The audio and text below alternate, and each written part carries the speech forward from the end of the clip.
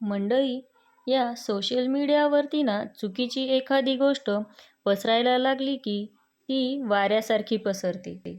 आता राखी पौर्णिमेला चंद्रग्रहण आहे, तर त्याची खूपच चर्चा सर्वत्र पसरत आहे. राखी पौर्णिमेला चंद्रग्रहण आहे, तर राखी बांधायची की नाही इथपासून सुरुवात. इतके प्रश्न आणि शंकाही तितक्याच. तर या सर्व प्रश्नांची उत्तरं आपण या व्हिडिओमध्ये बघणार आहोत. आता झालंय असं की उद्या आहे राखी पौर्णिमा आणि याच दिवशी खंडग्रास चंद्रग्रहण सुद्धा आहे. त्यामुळे राखी बांधायची की नाही, कोणत्या वेळेत बांधायची, का दुसऱ्या दिवशी बांधायची की आदल्या दिवशी बांधायची, हे सर्व प्रश्न आहेत. तर त्याचं अगदी साधं आणि सोपं उत्तर आहे. 28 ऑगस्टला जरी चंद्रग्रहण असलं तरी ते भारतात दिसणारच नाहीये. त्यामुळे ग्रहणासंबंधीचे कोणतेही वेदादी नियम पाळण्यास बंधन नाहीये. त्यामुळे आपल्या राखी पौर्णिमेवर त्याचा कोणताही परिणाम होणार नाही. फक्त काय तर दिवसभरात जो राहुकाळ असतो ना, तो राहुकाळ वगळायचा आहे. म्हणजे त्या राहुकाळ सोडून द्यायचा आहे आणि बाकी इतर पूर्ण दिवसभरात तुम्ही आपल्या लाडक्या भावाला कधीही राखी बांधू शकता. त्यात पण सुवर्ण मुहूर्त दिलेले आहेत. म्हणजे 3 सुवर्ण मुहूर्त आहे की त्या शुभ मुहूर्तामध्ये राखी बांधणं जास्त लाभदायी आहे.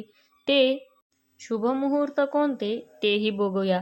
पण ग्रहणाचा जो गोंधळ आहे त्याची थोडीशी माहिती घेऊया.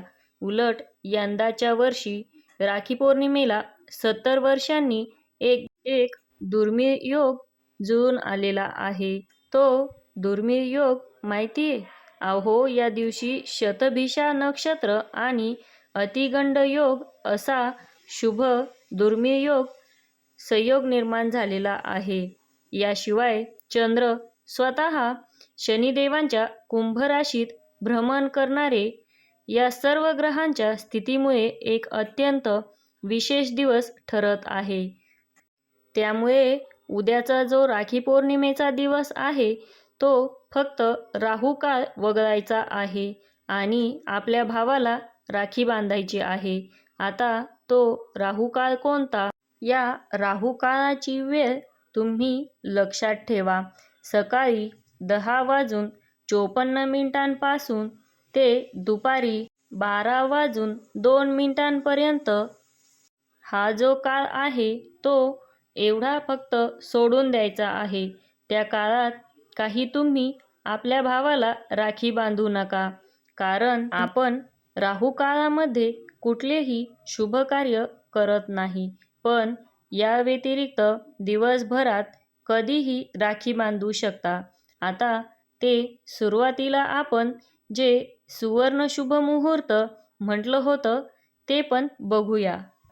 मंडळी, उद्याचा सर्वात पहिला सकाळचा सुवर्ण शुभ मुहूर्त आहे.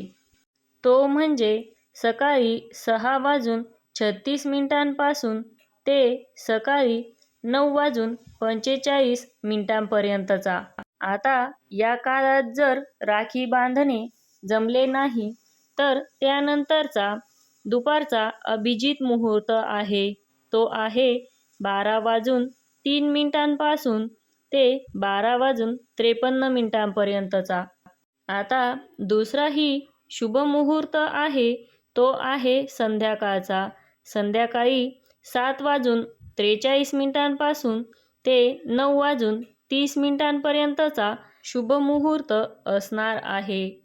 मंडळी, या तीनही सुवर्ण मुहूर्तांवर भावाला राखी बांधल्यास त्याच्या आयुष्यात सुख, समृद्धी, यश या सगळ्या गोष्टींचं आगमन होतं. त्यामुळे तुम्ही तुमच्या भावाला राखी बांधताना या 3 सुवर्ण मुहूर्तांपैकी कुठल्याही एका मुहूर्तावर राखी बांधू शकता. आता एक शंका दूर झाली, ते म्हणजे चंद्रग्रहण. काही मनात शंका ठेवायची गरज नाही. चंद्रग्रहण भारतात दिसणारच नाही, पण आणखीन एक गोष्ट असते, भद्रा काळ कोणता? तर भद्रा काळामध्ये सुद्धा राखी बांधू नये असं म्हणतात. पण यावर्षी भद्रा काळ सूर्योदयाच्या अगोदरच संपणार आहे.